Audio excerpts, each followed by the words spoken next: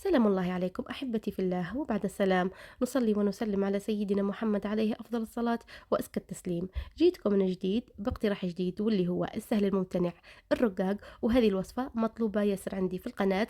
إن شاء الله اليوم راح نخدمه مع بعضنا بالتفصيل الممل بجميع المراحل والخطوات، وغير بسميد بدون أي إضافات.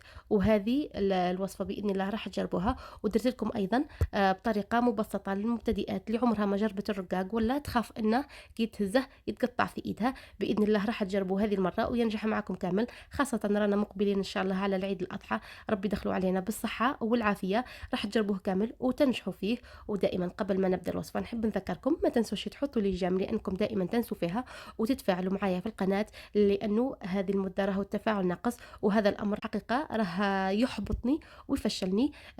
نحب نذكركم دائما باش تشجعوني وتدعموني اكثر باش نواصل معاكم اكثر. وعلى بركة الله، إذا حابين تعرفوا الوصفة ومحتوى الفيديو كملوا معي للأخير، فرجة ممتعة.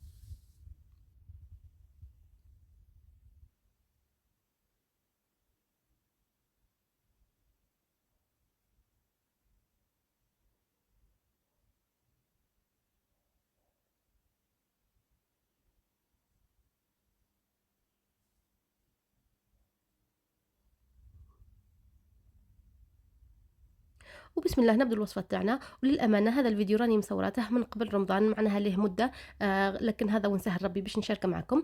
أول حاجة جبت السميد تاعي، ومن المستحسن كي نعودوا باش نحضروا الرقاق للشخشوخة نخيروا نوعية تكون مليحة، تكون نوعيه ممتازه باش ما نضطروش انه نزيدوا الفرينه. في حاله ما اذا كان السميد تاعك نوع معناها ناقص، عارفاته بلي راهو ماهوش فيه العلك ياسر، ان نديروا له كميه من الفرينه باش تعاونه ويتربى له العلك ليه. هنا درت حوالي 2 كيلو تاع سميد، ودرت لهم مغرفه ونص تاع ملح. نضيفوا الملح في الاول لانه الملح يساعد باش يعلك لنا العجينه، يساعد العجينه انها تخرج العلك تاعها. جبت الماء هنا. اذا كنا في الشتاء نديروا ماء دافي، اذا كنا في الصيف نديروا ماء من روبيني نورمال. نبدا نضيف الماء بالتدريج. ملاحظه فقط، اذا كان الملح تاعكم شويه خشين نزيدوه في الماء، نحطوه في الماء باش نعجنوا فيه باش يذوب. راح نبدا نضيف الماء بالتدريج، ما نضيفوش دفعه واحده في المرحله هذه، لانه حابه العجينه تاعي تكون شويه هكا متماسكه ما تكونش طريه، لانه راح نعجنوها بالتدريج. نضيفوا لها الماء باش تخرج العلك تاعها، تخرجها غير بسياسه، ما نخرجوا لهاش العلك دفعه واحده، لانه من بعد اذا خرجنا لها العلك دفعه واحده ونطروها في المره الاولى، من بعد الرقاق كي نعودوا نهزوا فيه راح يتقطع. راح نحط العجينه تاعي فوق طاوله العمل، وراح ندلكها على الشياح كما تشوفوا حوالي 3 الى 4 دقائق بالطريقه اللي راه موضحه. وكي يعود السميد تاعنا ممتاز راح ليه يتعلق معنا. هنا ذقت العجينه تاعي لقيتها شويه مسوسه، زدت ضفت لها شويه تاع الملح بهذا الشكل. ضفت لها الماء ونبدا ندلك. وكي نعودوا ندلكوا في العجينه تاعنا ما نحاولوش ندلكوها بتقطع. بهذه الطريقه هنا في المرحله هذه راح نبدا نضيف الماء بالتدريج، غير هكا نضيف بالسياسه، ونبدا نطوي في العجينه بهذا الشكل. وكنا ندير الدبزه بهذه الطريقه، ما نحاولش نضغط ياسر حتى نقطع العجينه تاعي، لانه قلت لكم رانا نخرجوا لها في العلك تاعها، ما نحاولوش نقطعوها بهذا الشكل. دلكتها بهذه الطريقه، ونبقى نضيف الماء بالتدريج حتى نوصل للقوام المناسب، هذه القوام اللي راكم تشوفوا فيه معايا. دلكتها حوالي 10 دقائق. بعد 10 دقائق راح نجيب كيس بلاستيكي وراح نشمخها بالماء بهذا الشكل، لكن نشمخه غير هكا غير شويه ما نزودوش. وراح نبل العجينة تاعي ونسكر عليها الكيس البلاستيكي، ونحطها على الأقل مدة ساعة ترتاح في خاطرها وتطلق روحها. وكما شفتوا معايا العجينة حتى عجنتها ودلكتها، ما نخليهاش مرخوفة سايلة، نخليها هكا حاكمة روحها، لأنه مازال تريح وتعاود تطلق روحها، خاصة المبتدئات، لأنه إذا طريتوها ياسر من بعد راح يغلبكم الرقاق ويتقطع معكم. هنا رجعت العجينة تاعي بعد ساعة، وراح تشوفوها معايا كيفاش راهي الله يبارك معلكه وربت العلك كما تشوفوا. لازم كما قلت لكم نخلوها ترتاح على الاقل مده ساعه، حتى اذا خليتوها اكثر ما كان حتى مشكل. في المرحله هذه راح نعاود هكا ندخلها في بعضها، وراح تشوفوا العجينه تاعنا كيفاش راهي مطاطيه كما تشوفوا الله يبارك. وكما تشوفوا العجينه تاعي ايضا ماهيش راهي سايله، في المرحلة هذه راح نجيب البلاطوات ولا الصنايل باش نلوث فيهم. هنا راح نجيب الزيت، راح ندهن وجه العجينة، وندهن أيضا البلاطوات اللي راح نلوث فيهم. والتلويزة دائما على حسب الحجم تاع القطر تاع الطاوة تاعكم. إذا كانت الطاوة صغيرة نصغروا، وإذا كانت كبيرة طبعا راح نكبروا شوية في التلويزة. بهذا الشكل راح نلوز العجينة كامل بالطريقة اللي هي موضحة، ونحاولوا نعطيهم كامل نفس الحجم. وهذه الكمية اللي خرجت لي. بعد ما نلوزهم كامل راح نعاود ندهن الوجه تاعهم، وندهنهم مليح باش ما يربوش القشره ويتقطع معنا من بعد. ونغطيهم، لازم نغطيهم مليح باش ما يضربهمش الهواء وتنشف العجينه. وكما قلت لكم الفيديو راني مصورته مقاطع، معناها كل مقطع راني مصورته في وقت. هنا هذه عجينه اخرى، هذم التلويزات الصغار درتهم باش نعت للمبتدئات الطريقه باش يقدروا يفتحوها، لانه راح نفتحوها فوق ورق الطبخ. وهذه العجينه النورمال اللي راح نفتحها فوق طاوله العمل. هنا تقدروا ديروا هكا فوق بلاطو ولا صينيه كبيره تكون مدوره، واللي مالفه هكا دير مباشره فوق سطح العمل. الرقاق لازمها هكا كميه مليحه من الزيت. راح أو نبدا باول تقريصه درتها. بعد ما نقرص العجينه تاعي ما قلت لكمش لازم نعاود نخليه يرتاح على الاقل من 20 الى 30 دقيقه اخرى باش يطلق روحه ونعرف نفتحها بكل سهوله. بهذا الشكل راح ندهن طاولة العمل وندهن ايدي، وراح نبدا نفتح في الرقاق تاعي. الطاوه تاعي راهي تسخن فوق النار. هنا في كل مره راح ندهن طاوله العمل وندهن التقريصه بالزيت، وكي نعود نفتح نركز على الاطراف، وهكا ساعه ساعه ندخل للوسط بهذا الشكل، لكن دائما التركيز يكون على الاطراف. وكما تشوفوا العجينه كتعود مدلوكه ومرتاحه، مش راح تتقطع معكم. وراح نوريكم في حاله ما اذا تقطعت معكم العجينه راح نخلي لكم مقطع واش كيفاش نتعاملوا معها. وراح نهز بهذه الطريقه. راح المقطع الموالي راح نوريكم بزاويه اخرى كيفاش نهز الرقاقه تاعي. راح نعاود واحده اخرى معكم. كما قلت لكم هذا الفيديو راهو بالتفصيل الممل، راح نعاود معكم اكثر من وحده.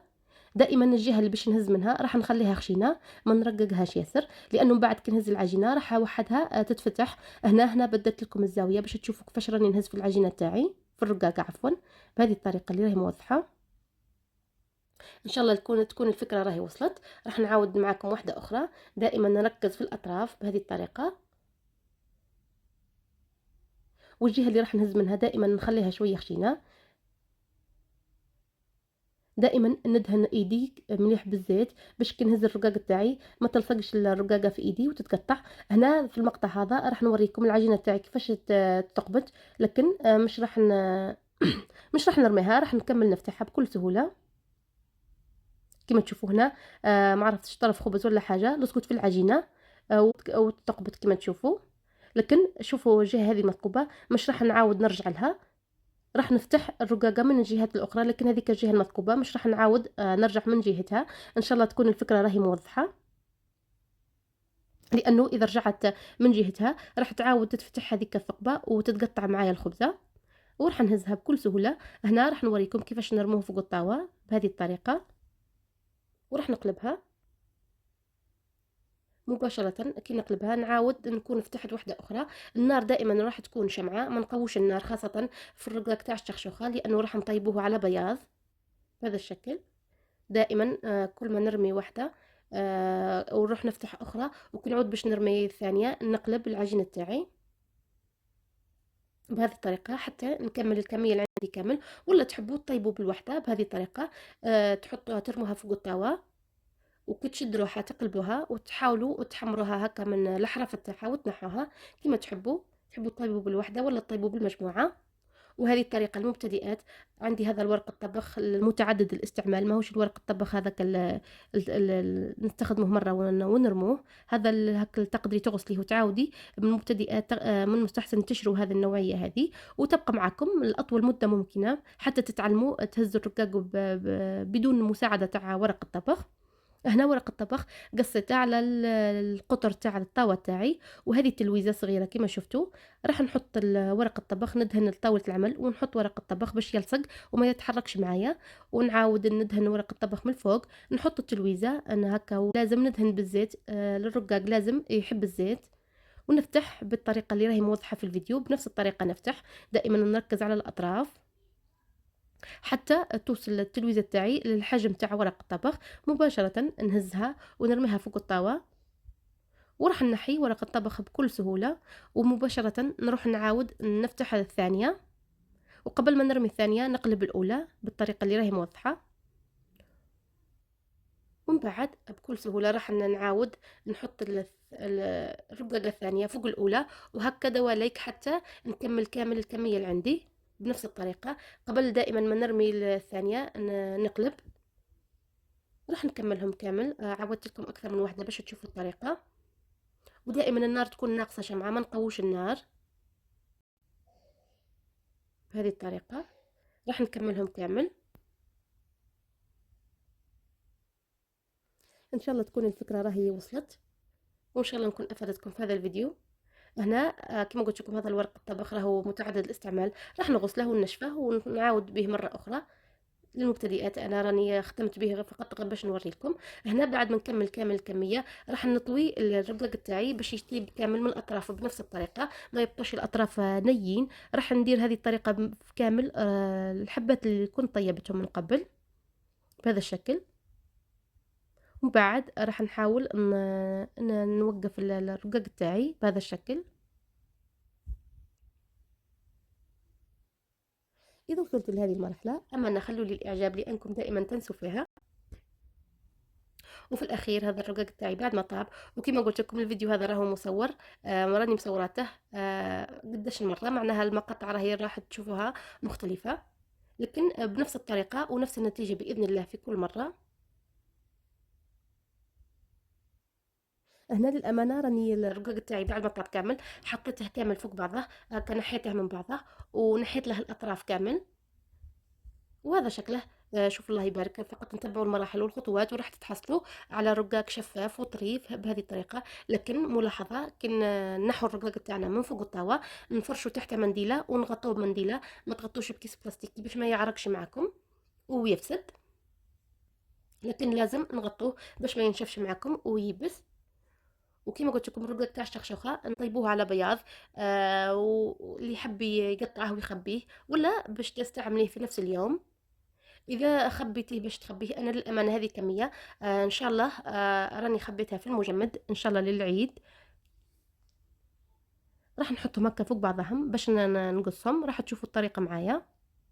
لكن نديروا المرحله هذه بعد ما يبرد تماما، ما لازمش يكون هو سخون باش ما يعجنش كما قلت لكم.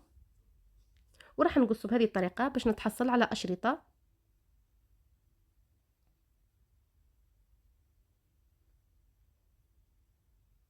كما تشوفوا بهذه الطريقه. واذا في حاله ما اذا خدمتوه باش تخبوه ان شاء الله في المجمد، بعد ما يبرد تماما راح نقصوه بهذه الطريقه ونخبوه في اكياس بلاستيكيه ونسكروا عليه باحكام ونحطوه في المجمد. وقت الاستعمال نخرجوه قبل بوقت هكا قبل بساعه، ومن بعد نعاودوا نفوروه باش يطرى، ونقدروا نستعملوه عفوا للشخشوخه ولا للرفيس ولا اي حاجه تحبوها. راح نكمل نقصها كامل بنفس الطريقه، وهذا شكله في الاخير. راح يجيكم كما تشوفوا رقيق وشفاف وفي نفس الوقت طري، ما يجيكمش يابس. المهم كي تنحوه من الطاوه كما قلت لكم لازم تغطوه ما تخلوهوش هكاكا باش ما ينشفش معكم، لان تشوفوا راهي رقيقه ياسر الورقه. وفي الاخير كما نقول لكم ديما هذا الفيديو تاعي تاع اليوم ان شاء الله عجبكم ونال رضاكم، وان شاء الله نكون افادتكم ولو بقليل. ومن فضلكم شويه دعم لهذا الفيديو لانه صدقا راني تعبت فيه هذا الفيديو. نتمنى انكم تكثروا لي اللجام والبارطاج فضلا وليس امرا. وفي الاخير كما نقول لكم ديما دمتم في رعايه الله، الى اللقاء.